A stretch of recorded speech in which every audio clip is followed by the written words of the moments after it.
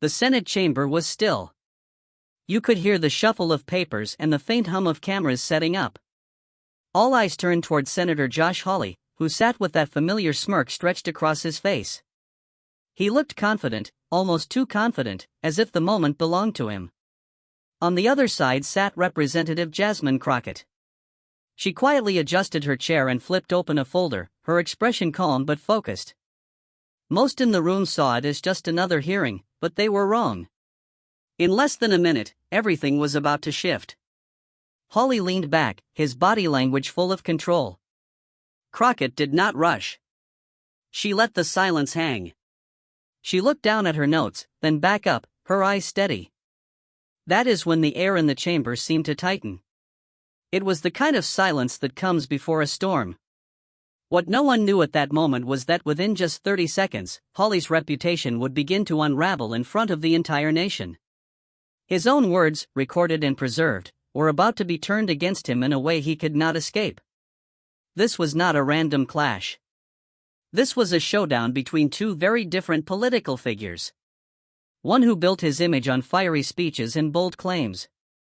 The other who relied on preparation, patience, and precision. Crockett was about to reveal exactly how dangerous that second approach could be when aimed at someone who underestimated her. Before we dive into this unbelievable moment, make sure you hit subscribe and join us. We break down the biggest political showdowns every single week, and you will not want to miss what comes next. Josh Hawley has built an entire brand on ambition. He walks into every chamber with the air of someone who believes he is destined for higher office. From the way he carries himself to the way he delivers his speeches, there is always the sense that he is auditioning for the presidency.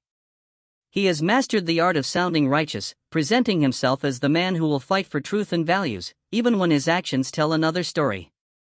Hawley knows how to work a camera, and he knows how to deliver a line that will trend online within minutes. That has been his playbook from the start.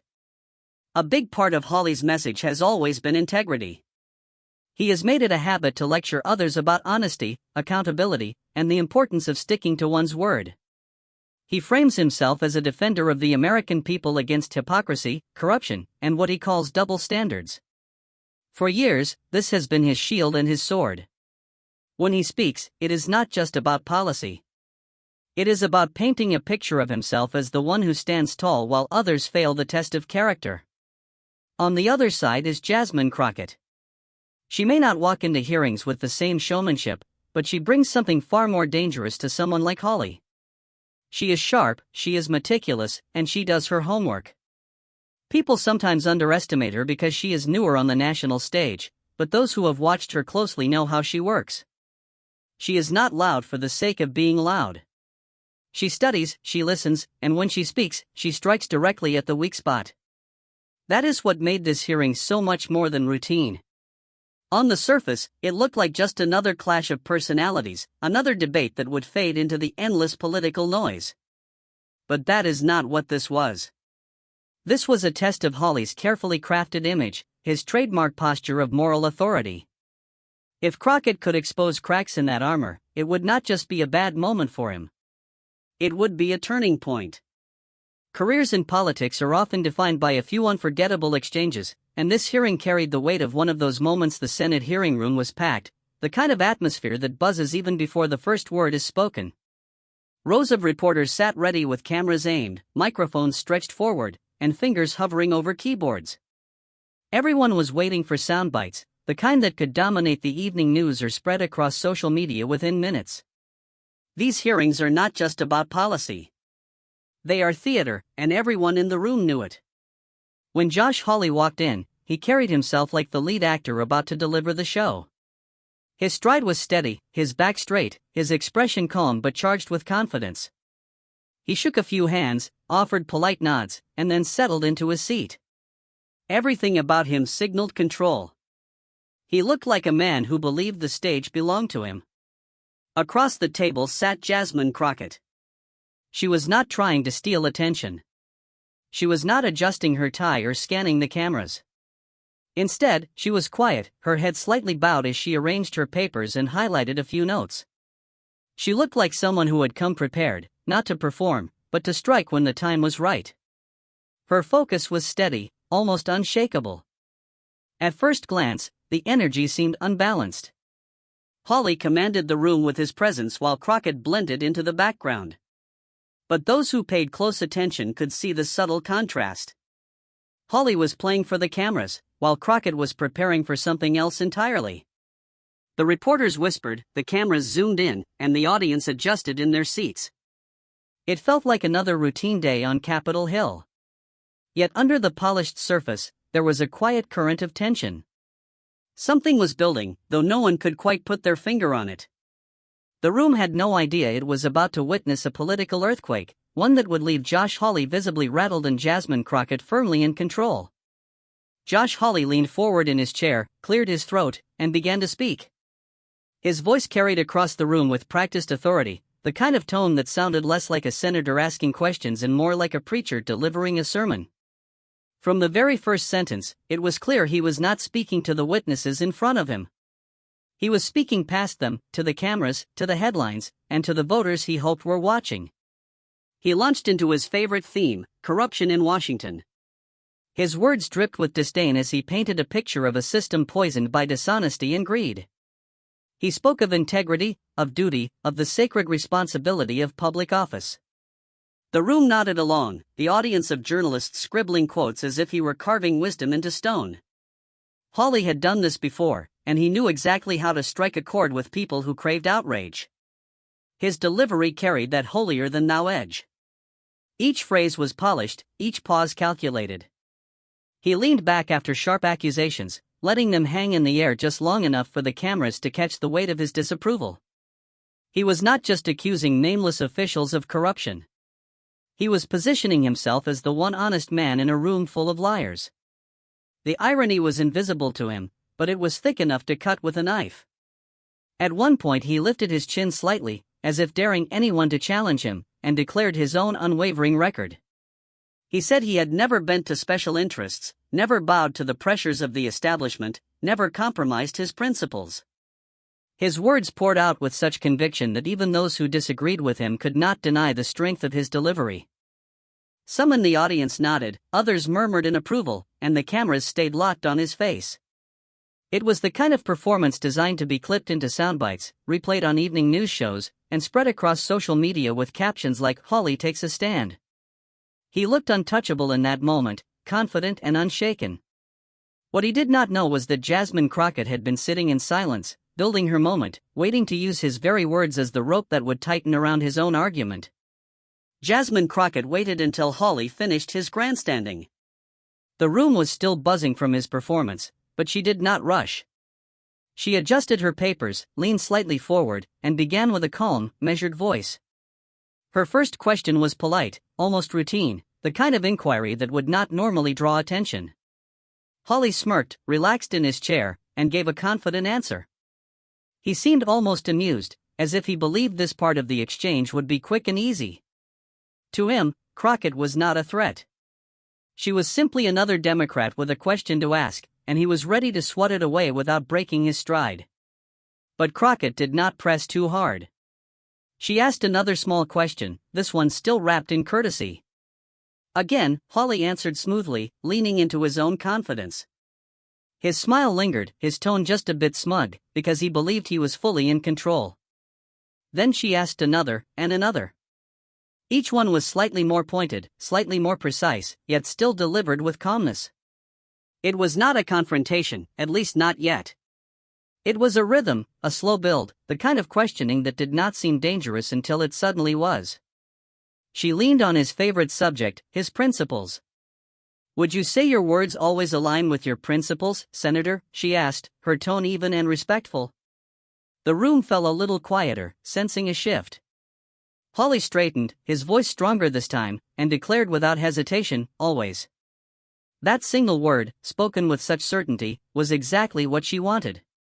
He believed he had reinforced his own image, but what he had really done was step right into the frame she was building for him. Her expression stayed neutral, almost pleasant, as if she was simply confirming details. Yet beneath that calm surface, she had just locked the first piece of the trap in place. The moment had been building slowly, almost quietly. Jasmine Crockett leaned forward, adjusted the microphone, and lifted a document from the neat stack in front of her. Her voice stayed calm, steady, and polite, but the air in the room seemed to thicken as she began to read. "Senator Hawley," she said evenly, "I want to reference a statement you made not in this chamber, but behind closed doors." She glanced at the paper, then back at him, her tone never rising. "You said, and I quote, 'It is not about honesty, it is about winning.'" The smirk on Hawley's face slipped almost immediately. He blinked once, then shifted in his chair.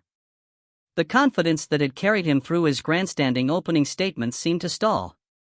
A low murmur rippled through the room, and reporters' pens began scratching furiously across their notepads. Crockett kept going, her delivery unshaken. "You also said, 'We speak about values in public, but strategy always comes first.'" The words landed hard, stripping away the image Hawley had just spent so long painting of himself as the champion of integrity. He opened his mouth to respond, but Crockett raised her hand slightly and continued reading. Each line was another cut, each sentence a mirror turned against him.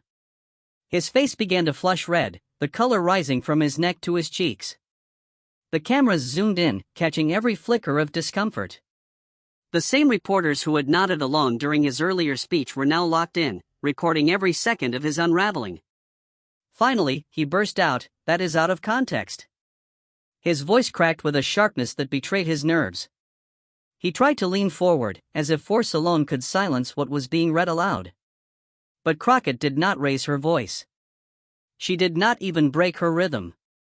"Out of context," she repeated softly, almost as if she was clarifying for the record.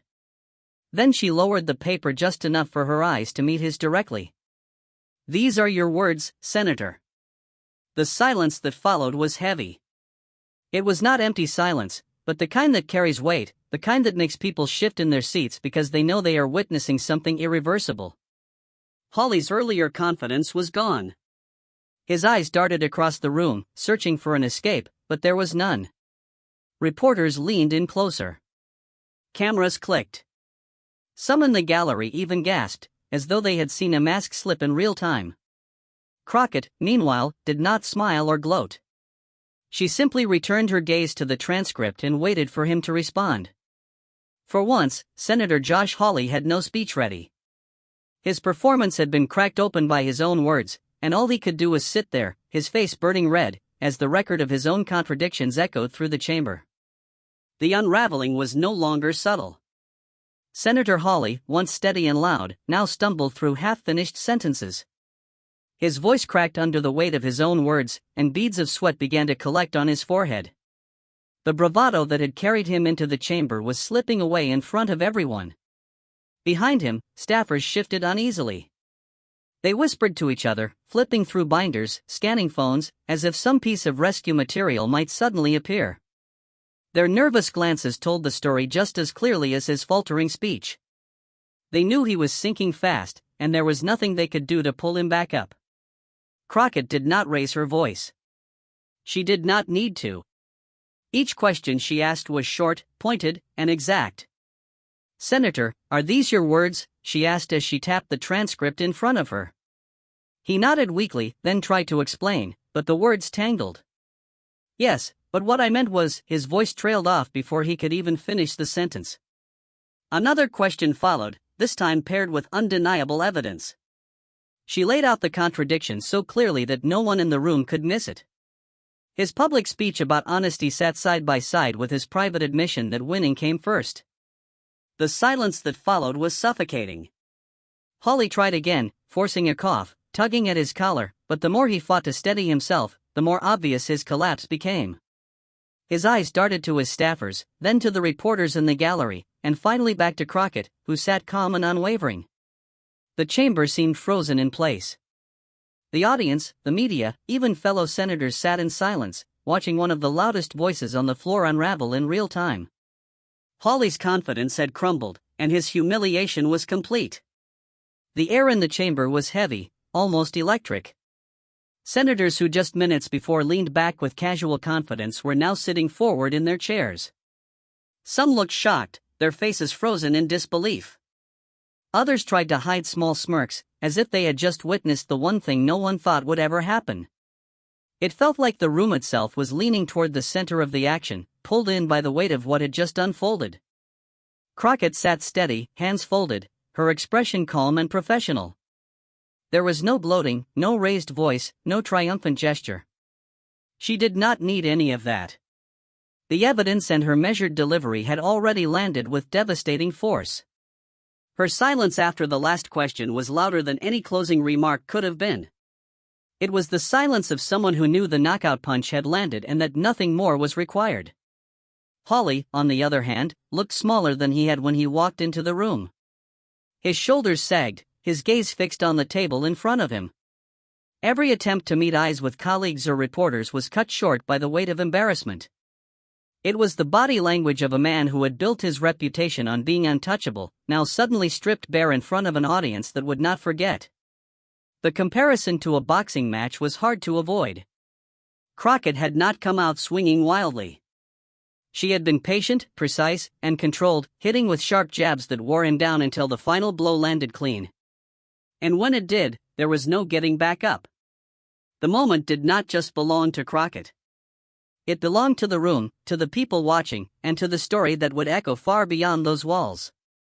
The moment the hearing ended, the story burst out of the chamber and spread like wildfire.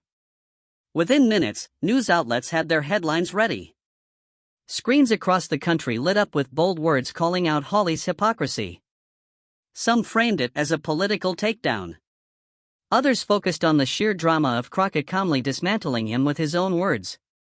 No matter the angle, the message was the same. This was not just a stumble. It was a collapse that everyone could see. On social media, it was chaos. Memes flooded in almost instantly. Screenshots of his red face were plastered with captions like, "When you get caught by your own receipts." Hashtags like #HawleyExposed and #CrockettOwnsHawley trended within hours. Clips of the exchange spread faster than anyone in his office could hope to contain.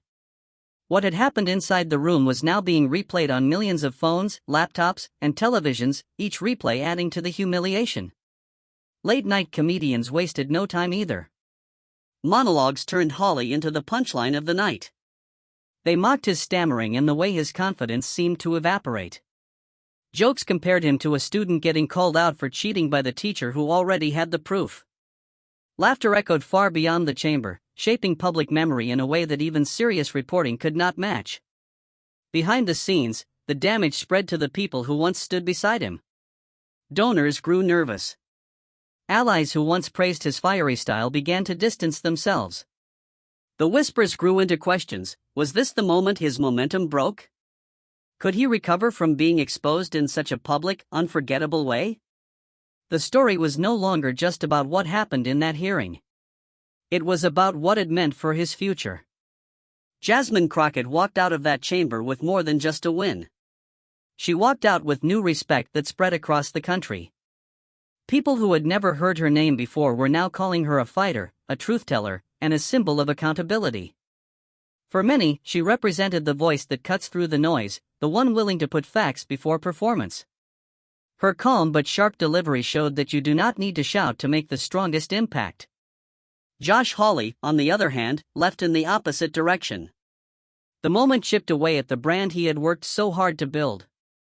The fiery challenger, the bold speaker, the rising star on the right, all of it now clouded by the image of a senator cornered by his own words. For someone who once floated around conversations of higher office, even the presidency, the stumble felt devastating. Each replay of that exchange made the road ahead look dimmer. The broader picture was clear. In politics, hypocrisy never survives the light. Once it is exposed, it lingers. It sticks to a name and becomes part of the story that follows them everywhere. Crockett showed that accountability is not just a slogan. It is a weapon, and when used with precision, it can reshape the entire balance of power. And that brings us back to the heart of it all. One folder flipped a Senate hearing upside down. One determined representative held her ground and reminded everyone watching that truth still has a place in politics. This was more than a clash between two lawmakers. It was a reminder that when the facts are undeniable, they cut deeper than any speech ever could. Truth has power, and it always shows. If you want more powerful breakdowns like this, hit subscribe and turn on notifications, because the next political showdown is always around the corner.